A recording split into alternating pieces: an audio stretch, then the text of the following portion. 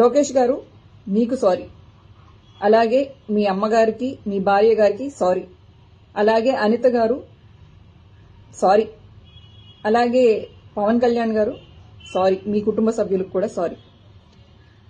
నా కుటుంబాన్ని దృష్టిలో పెట్టుకుని, అలాగే నాకు భవిష్యత్ ఏమీ లేదనుకోండి, నేనేం పెళ్లి పెటాకులు ఇవన్నీ అని అనుకోవట్లేదు.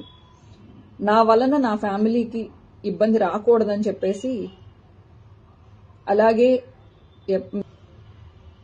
ఇక నుంచి నా సోషల్ మీడియాలో మీ కుటుంబ సభ్యుల గురించి కానీ ఆ విధంగా ఏ విధమైన తప్పుడుగా రాదు అని చెప్పేసి నేను మీకు హామీ ఇస్తున్నాను.